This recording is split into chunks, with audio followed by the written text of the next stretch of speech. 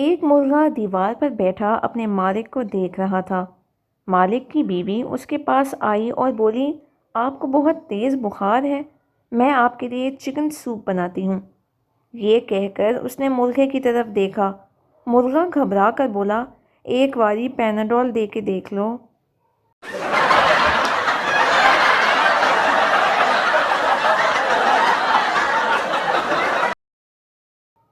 لڑکیوں کا بس نہیں چلتا ورنہ میڈیکل سٹور پر بھی اپنی فرمائش شروع کر دیں، بھائی یہ گولی کسی اور رنگ میں دکھانا۔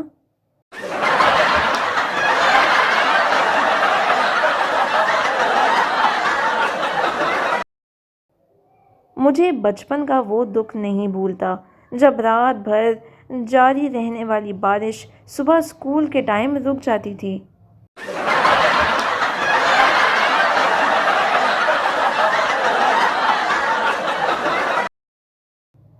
آدمی: جناب آپ صرف شادی شدہ افراد کو ہی ملازمت پر کیوں رکھتے ہیں؟ افسر: کیونکہ ان میں بے عزتی برداشت کرنے کی صلاحیت ہوتی ہے اور گھر جانے کی جلدی بھی نہیں ہوتی۔